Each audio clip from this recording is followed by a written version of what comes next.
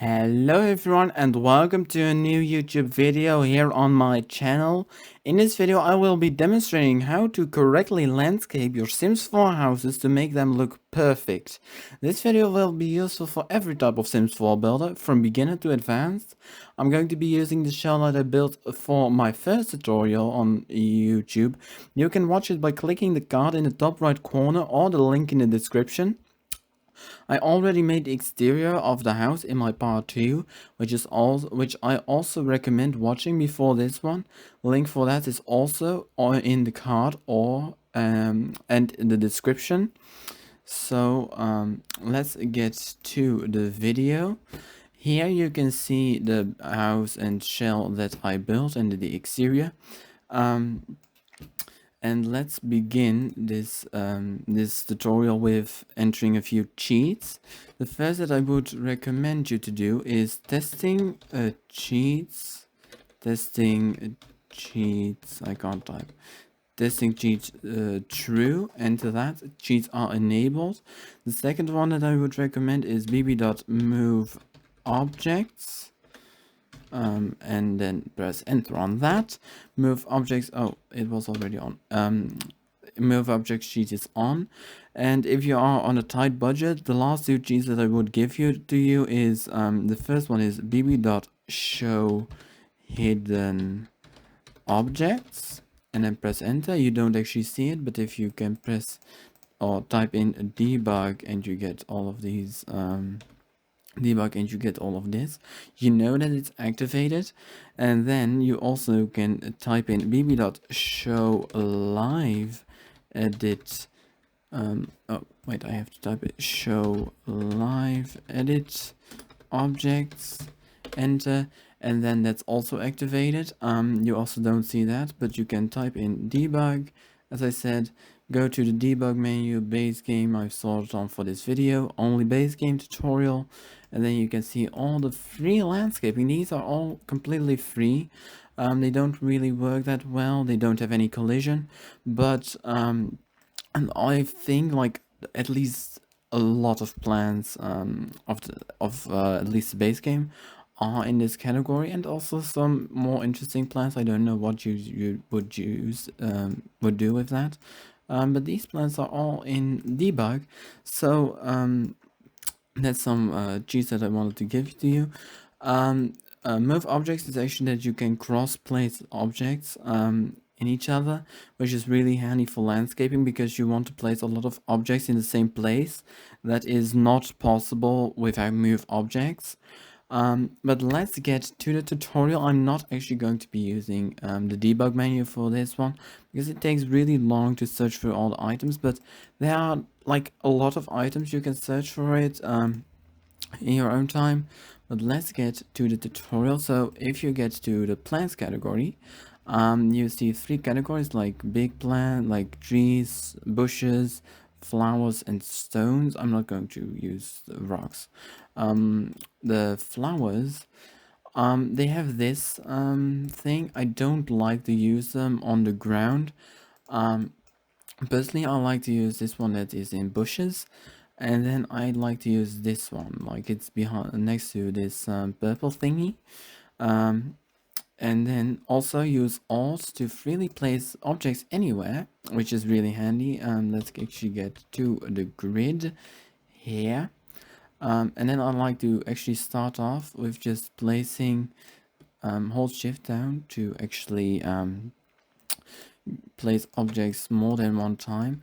And I just like to start off with just placing these bushes all around like the house, or at least the portion that you want to landscape, because they add a lot.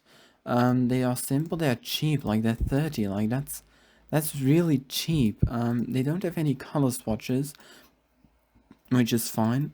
But when you have done like your ground, like your base almost, then you want to go to the flower section probably, and then you can like add some of these flowers. You can also like you can check out some of these like other color options. Like a lot of plants have multiple color options, and you can like place a few plants like that. If you're not constrained to money, that's really like you can easily place like a lot of flowers. But as you will notice already with this garden, that it's going to look pretty overgrown. This is like, I feel like the kind of the maximum that you could use. Because otherwise it's going to look like you just place random plants. Also try to not use like every single color, like maybe like use blue plants, like I'm doing right now. Like that will give it a little bit more of an aesthetic. You can of course use accent colors to kind of like, maybe this would be a red flower and maybe this one would be like purple, but don't use like a lot of plans like well, I want this one and then I want this one. Also move objects is a really nice cheat, but you can also like make your house inaccessible. Like this part of the deck is probably isn't accessible because of this bush, so I wouldn't actually recommend using those big bushes. Also, you saw me resizing objects. You can do that with the bracket keys that are next to the P if you have a QWERTY keyboard, like the bracket to the that's opening to the left or next to the P will make objects smaller to an extent. That other one will make objects way bigger. This is of course ridiculous, but if you have like or this bush for example is really big. I don't know where you would use it for, but the flowers on it are really nice. Press that key and it becomes way more usable in your landscaping, and then you can just like don't also leave any parts untreated. Like just place flowers. From time to time I like to use like this lavender bush or this wild grass on also kind of like these flowers, how I use these flowers to kind of fill in the space a little bit more, like that. Also it doesn't have any color swatches, but it can add like a little bit more detail to your home. And also these this one, I really like this one to use on like a corner. The debug version of this, if we can quick find it, I hope I can find it quickly. This is going to probably take ages. Oh well, this one, this is actually its kind of its brother. This one actually has this darker color, which also can really look nice. Let's try to find that other plant. I don't know if I'm going to succeed. Yeah, I'm not going to succeed in finding that plant. I do 100% know that it is somewhere in debug. And if it's not, you can leave a comment on this video. Here it is. Here it is. It's actually, yeah, this is the exact same plant, but it has a little bit more color options. It's like less in your face. So actually, let's just remove that one. Which maybe like you like the aesthetic of in your face, then I would recommend you to actually buy like the soft bag, the good bag, no, romantic garden stuff. It has a lot of very colorful plants, but yeah, no, that's base game only, as I said. But let's get to the base game again.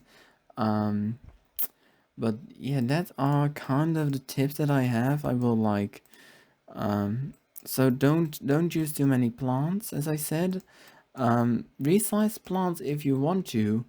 Bring plants closer and as a more nice looking thing in its entirety by using the Alt button. When you use the Sims 3 camera and Alt, you can actually freely rotate every object. And also try to experiment with all the color swatches that are on the bushes. And also, actually, not to forget, terrain paint. Don't go like, oh well, I want some terrain paint, and then you just go like that. And well, here I've terrain painted it. that's like, you can already look at that. That's ridiculous. That doesn't look good. This one in general doesn't look good. So I would go for like probably around this area. I most of the time go to one tile wide, and then of the last category, and then maybe like this. It depends.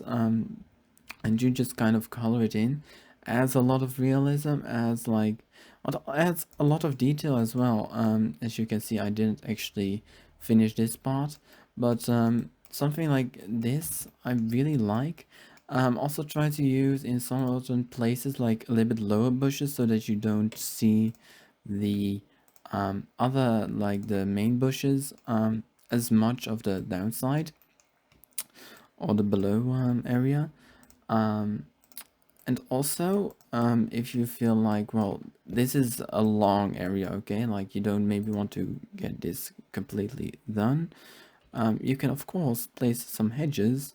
I would recommend sizing down this hedge, because it looks a little bit nicer, but you can like add hedges to maybe this area as well, which, like, as you can see, like it adds a little bit more round, and it's really quick.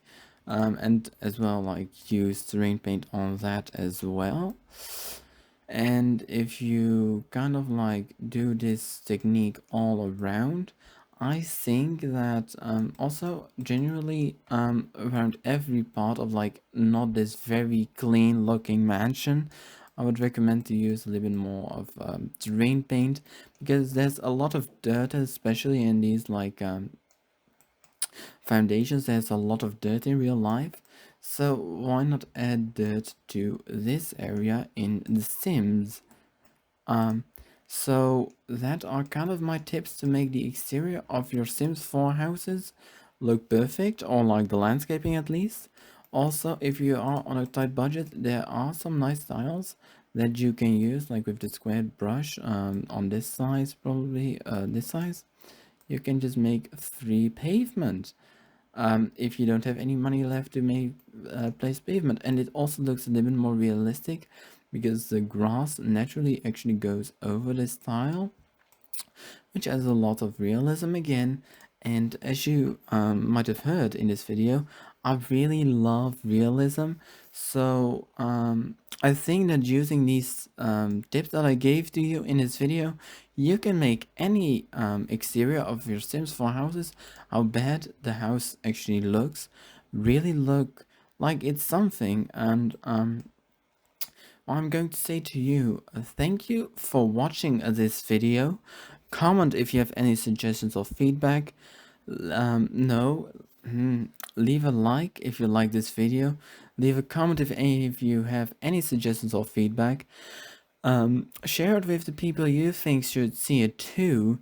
And subscribe and ring the notification bell to get notified of any further episodes where I'm going to be finishing this house, this shell, and other Sims content like speed builds. I want to do a little bit more speed builds on this channel, and I will maybe do some other Sims content in the coming incoming future. Yeah, so as I said, thank you for watching, and I will say to you, bye.